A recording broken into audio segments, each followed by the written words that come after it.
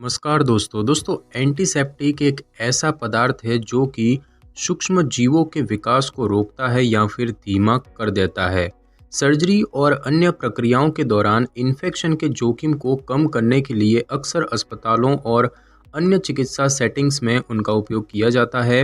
Antiseptic उत्पादों में सक्रिय रासायनिक एजेंटों यानी कि बायोसाइड्स की एक विस्तृत विविधता पाई जाती है, जिनमें से अल्कोहल, फिनॉल, आयोडीन और क्लोरीन सहित कई रासायनिक एजेंट सैकड़ों वर्षों से उपयोग किए जाते रहे हैं।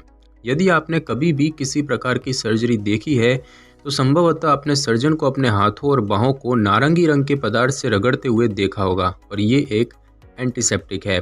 चिकित्सा सेटिंग्स में विभिन्न प्रकार के एंटीसेप्टिक्स का उपयोग किया जाता है और इनमें हाथों को रगड़ना, धोना और त्वचा को साफ करना शामिल है। कुछ एंटीसेप्टिक्स घरेलू उपायों के लिए या घरेलू उपयोग के लिए ओटीसी के रूप में मेडिकल पर भी उपलब्ध होते हैं। 19वीं शताब्दी में एंटीसेप्टिक रसायनों और सिद्धांतों की खोज और विकास शुरू हुआ और आज अधिकांश देशों में बड़े पैमाने पर इनका उपयोग किया जाता है।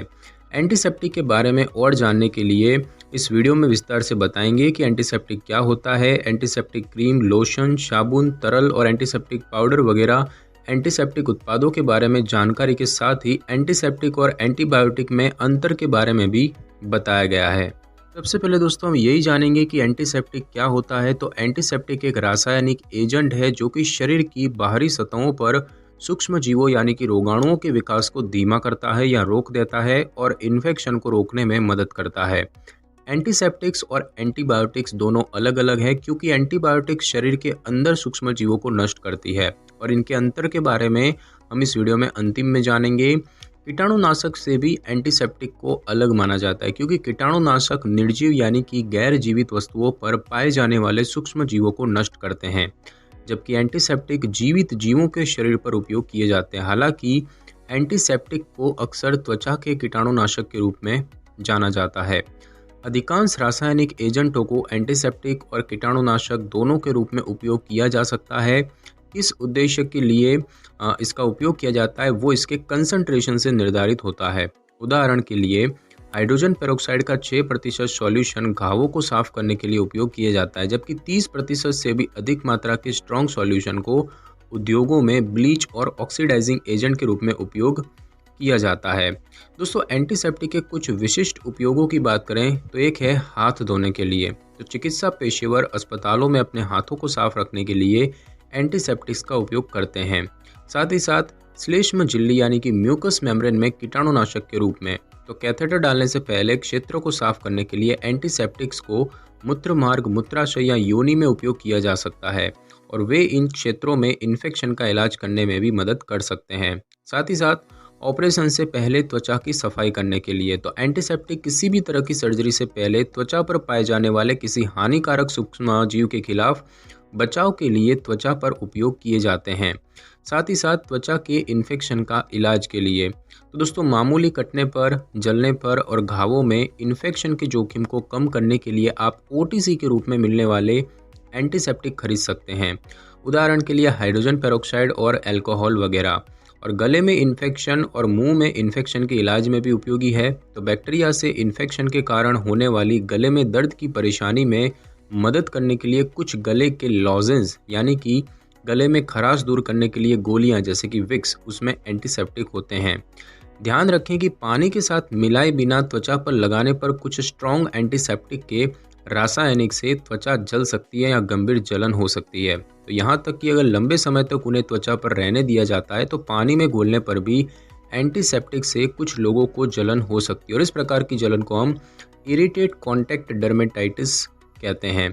यदि आप घर पर एंटीसेप्टिक का उपयोग कर रहे हैं तो इसे एक समय में 1 सप्ताह से अधिक समय तक उपयोग न करें। साथ ही साथ दोस्तों कुछ अधिक गंभीर घावों के लिए ओटीसी के रूप में मिलने वाले एंटीसेप्टिक का उपयोग न करें, जैसे कि आंखों की चोटें, मानव या जानवरों के काटने पर, गहरे या बड़े घाव पर, गंभीर रूप से जलने पर या फिर ऐसे घाव जिसमें कोई बाहरी वस्तु फंसी हो वगैरह। ये सभी परेशानियां एक अच्छे डॉक्टर द्वारा ही ठीक करवानी चाहिए। यदि आप एंटीसेप्टिक से घाव का इलाज कर रहे हैं और आपको ऐसा लगता है कि इससे इलाज नहीं हो रहा है तो आपको डॉक्टर को दिखाना चाहिए। दोस्तों बात की जाए कि एंटीसेप्टिक के कितने प्रकार हैं, तो एंटीसेप्टिक को उनके रासायनिक ढांचे के अनुसार वर्गीकृत किया जा सकता है। सभी प्रकार के एंटीसेप्टिक त्वचा को कीटाणु रहित करने के काम आते हैं, लेकिन कुछ के अतिरिक्त उपयोग भी होते हैं। तो विभिन्न उपयोगों वाले एंटीसेप्टिक के कुछ सामान्य प्रकारों की बात करें तो एक है क्लोरोक्साइडिन और अन्य बिगुआनाइड्स, यानी कि इन्हें खुले घावों और मूत्राशय की सफाई के लिए उपयोग किया जाता है। एक होते हैं जीवाणुरोधी डाई, तो ये घावों और जलन के इलाज के लिए मदद करते हैं। एक होता है पेरोक्साइड और परमैंगनेट, तो इन्हें अक्सर एंटीसेप्टिक माउथवॉश और खुले घावों में उपयोग किया जाता है। और उसके बाद होते हैं हेलोजिनेटेड फिनॉल डेरिवेटिव्स, तो इनका उपयोग मेडिकल ग्रेड साबुन और सफाई करने के सॉल्यूशन में किया जाता है।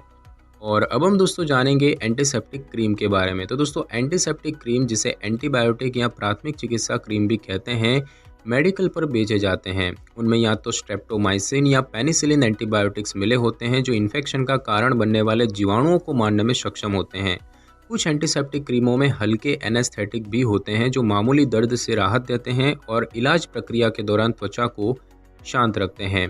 इनके इस्तेमाल की बात करें तो शरीर पर लगाने से एंटीसेप्टिक क्रीम सूक्ष्म जीवों के विकास को रोकता है। ज़्यादातर मामलों में काम करने के लिए एंटीसेप्टिक क्रीम की केवल एक पतली परत आवश्यक है।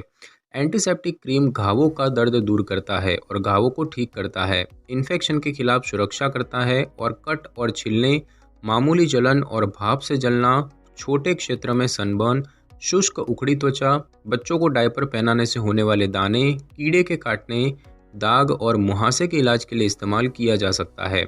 इस दवा का उपयोग करने से पहले ये ध्यान रखें कि यदि आपको इस प्रकार की क्रीम में पाई जाने वाली किसी भी सामग्री से एलर्जी है तो इसका उपयोग न करें। कीटोस्टेराइल अल्कोहल त्वचा पर रिएक्शन का कारण बन सकता है, उदाहरण के लिए कॉन्टैक्ट डर्मेटाइटिस वगैरह। यदि आप गर्भवती हैं या स्तनपान करा रही हैं तो इस दवा का उपयोग कर सकती हैं। और इस प्रकार की किसी क्रीम का उपयोग करने के लिए सबसे पहले अपने डॉक्टर से बात करें। अगर वे इसके उपयोग की अनुमति देते हैं तो कुछ तरीके से इसे उपयोग कर सकते हैं, जैसे कि उपयोग से पहले ट्यूब की सील टूटी नहीं है, ये जांच लें। यदि ऐसा है तो क्रीम का उपयोग ना करें। इसे केवल त्वचा पर लगाएं, बार बार या लंबे समय तक इसका उपयोग ना करें। उपयोग से पहले और बाद में अच्छी तरह से हाथ धोएं। नल के पानी के नीचे त्वचा के प्रभावित क्षेत्र को धो लें और सुखाकर अपनी अंगुलियों या गॉज का उपयोग करके क्रीम को धीरे धीरे लगा सकते हैं। अतिरिक्त सुरक्षा के लिए प्लास्टर या ड्रेसिंग का उपयोग करें, लेकिन जलने वाले और भाप से जलने वाले क्षेत्र को खुला छोड़ना सबसे अच्छा होता है। यदि लक्षण दूर नहीं होते हैं तो अपने डॉक्टर से बात करें। अगर कोई गलती से इस क्रीम को निगल जाता है तो उसे बहुत सारा दूध पिलाएं और अगर जलन हो तो डॉक्टर के पास लेकर जाएं। और बात की जाए एंटीसेप्टिक क्रीम के साइड इफेक्ट की, तो इस प्रकार की क्रीम्स के कुछ संभावित साइड इफेक्ट्स एलर्जिक रिएक्शन, जैसे कि त्वचा पर दाने, लाल या खुजली वाली त्वचा वगैरह। हालांकि ज़्यादातर लोगों को कोई समस्या नहीं होगी। यदि आप इन साइड इफेक्ट का सामना करते हैं तो क्रीम का उपयोग करना बंद कर दें और डॉक्टर से जाकर मिलें।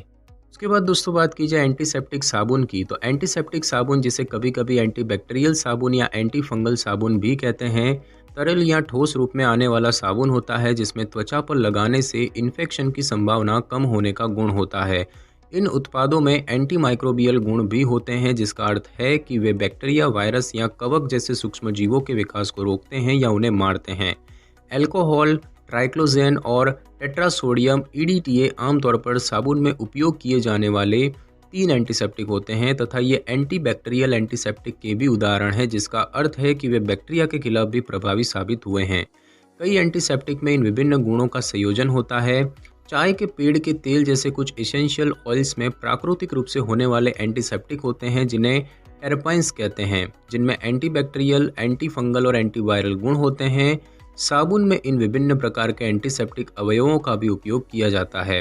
और इसके एंटीसेप्टिक साबुन के हानिकारक प्रभावों की बात करें तो कुछ वैज्ञानिक और चिकित्सा जगत के पेशेवर एंटीसेप्टिक साबुन के बढ़ते उपयोग और इतने सारे सफाई उत्पादों में जीवाणुरोधी अवयवों को मिलाने की आलोचना करते हैं। उनका मानना है कि इस तरह से बैक्टीरिया के अधिक अवशेष एंटीबैक्टीरियल एजेंटों के प्रतिरोधी बन सकते हैं और इससे अंत में एंटीबायोटिक दवाएं कम प्रभावी हो सकती है।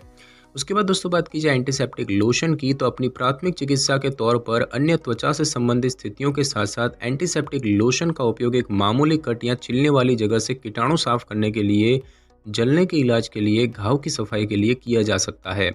एंटीसेप्टिक लोशन क्लीनर भी उपलब्ध है और ये ऐसे बैक्टीरिया को कम करने में मदद कर सकते हैं जो संभावित रूप से बीमारी का कारण बन सकता है और हाथ के संपर्क से होने वाले क्रॉस कंटामिनेशन को रोकता है या रोक सकता है। और इस बात का विशेष ध्यान रखें कि ये लोशन केवल बाहरी उपयोग के लिए है और आंखों के नज़दीक इसका उपयोग न करें। इसे बच्चों की पहुंच से दूर रखें। गलती से आंखों के संपर्क में आ जाने पर 15 मिनट तक पानी आंख पर डालें और यदि जलन बनी रहती है तो डॉक्टर के पास जाएं। के बाद दोस्तों बात की जाए एंटीसेप्टिक लिक्विड की, तो एंटीसेप्टिक लिक्विड पदार्थ जीवाणुरोधी और एंटी माइक्रोबियल एजेंट होते हैं। इसका मतलब ये है कि उनका रासायनिक फॉर्मुलेशन उस क्षेत्र में मौजूद सूक्ष्म जीवों या बैक्टीरिया के गठन को दबाने में या मारने में सक्षम है जहां वे उपयोग किए जाते हैं। इसके उपयोग की बात की जाए तो एंटीसेप्टिक लिक्विड इन्फेक्शन से आपकी सुरक्षा करता है और इसका उपयोग कुछ परेशानियों के लिए किया जा सकता है, जैसे कि कट, छिलन, कीड़े के काटने और डंक, फोड़े, दाग और मुहासे के इलाज के लिए, मामूली जलने और भाप से जलने और सनबर्न के छोटे क्षेत्रों की राहत के लिए, कुल्ला करने या माउथ वॉश के रूप में, सोअर थ्रोट के गले के लक्षणों से छुटकारा पाने के साथ सर्दी जुकाम और फ्लू, मुंह के इन्फेक्शन और रोजाना मुंह की स्वच्छता के लिए। दोस्तों एंटीसेप्टिक के सबसे आम घटक अल्कोहल आधारित इथेनॉल, 1-प्रोपेनॉल, आइसोप्रोपोनॉल वगैरह होते हैं जो कि त्वचा पर एक इंजेक्शन लगाने से पहले इस्तेमाल किए जाते हैं। इन्हें सर्जिकल अल्कोहल कहते हैं। बोरिक एसिड, आयोडीन और हाइड्रोजन पेरोक्साइड का उपयोग इन्फेक्शन और घावों के इलाज के लिए किया जाता है। डेटॉल एंटीसेप्टिक लिक्विड जैसे उत्पाद क्लोरोक्साइलिनोल का उपयोग करते हैं जो कि एक व्यापक स्पेक्ट्रम एंटीमाइक्रोबियल एजेंट है और 100 से अधिक बीमारियों के रोगाणुओं को मारने में सक्षम होता है। और ऐसे उत्पाद त्वचा पर उपयोग के लिए होते हैं और किसी भी हानिकारक साइड इफेक्ट का कारण नहीं बनते हैं। एंटीसेप्टिक लिक्विड के नुकसानों की बात करें तो ये एक सुरक्षित उत्पाद है, किंतु यदि आपको इस तरह के एंटीसेप्टिक लिक्विड के किसी भी तत्व से एलर्जी है तो ऐसे उत्पादों का उपयोग ना करें। और दोस्तों बात की जाए एंटीसेप्टिक पाउडर की, तो एंटीसेप्टिक पाउडर एक दवा है जिसका उपयोग हल्के त्वचा infection, oral plaque infection, eczema, त्वचा की जलन, बवासीर और अन्य स्थितियों के इलाज के लिए किया जाता है। एंटीसेप्टिक पाउडर हमारे शरीर पर हानिकारक सूक्ष्मजीवों को नष्ट करने का काम करता है। त्वचा के उस भाग के ऊपर ये एक सुरक्षा कवच बना लेता है जो नमी और परेशानियों से उस क्षेत्र की रक्षा करता है। इसके नुकसान की बात की जाए तो एंटीसेप्टिक पाउडर के सबसे अधिक रिपोर्ट किए गए दुष्प्रभावों की बात करें तो सांस लेने में कठिनाई, मुंह पर सूजन और जीभ, होठ या पित्ती पर चकत्ते हो सकते हैं। और अब हम दोस्तों जानेंगे कि एंटीसेप्टिक और एंटीबायोटिक में डिफरेंस क्या होता है। तो दोस्तों एंटीबायोटिक्स और एंटीसेप्टिक दोनों ही रासायनिक पदार्थ हैं जो सूक्ष्म जीवों के वृद्धि और विकास को रोकते हैं, लेकिन एंटीबायोटिक्स केवल बैक्टीरिया के खिलाफ प्रभावी होते हैं जबकि एंटीसेप्टिक सूक्ष्म जीवों की एक विस्तृत श्रृंखला के खिलाफ कार्य करते हैं। ये दो शब्द भ्रमित करते हैं क्योंकि वे कुछ समान विशेषताओं को साझा करते हैं लेकिन वे कई तरीकों से अलग होते हैं। एंटीसेप्टिक और एंटीबायोटिक दवाओं के बीच एक महत्वपूर्ण अंतर ये होता है कि जीवाणु में अधिक उपयोग के बाद कुछ एंटीबायोटिक के प्रति प्रतिरोधकता विकसित करने की संभावना है या यदि एंटीबायोटिक थेरेपी पूरी नहीं होती है। हालांकि ये पुष्टि नहीं की जा सकी है कि क्या बैक्टीरिया में एंटीसेप्टिक के अधिक उपयोग से भी प्रतिरोध विकसित करने का गुण है या फिर नहीं। दोस्तों ये वीडियो केवल जानकारी के लिए है। ये वीडियो किसी भी सूरत में किसी भी तरह की चिकित्सा की सलाह नहीं दे रहा है। आपके लिए कौन सी चिकित्सा सही है इसके बारे में अपने डॉक्टर से बात करके ही निर्णय लें। तो दोस्तों आज की इस वीडियो में बस इतना ही। अगर आपको मेरी ये वीडियो और जानकारी अच्छी लगी हो तो वीडियो को लाइक और शेयर कर दीजिए और कमेंट करना बिल्कुल भी ना भूलें।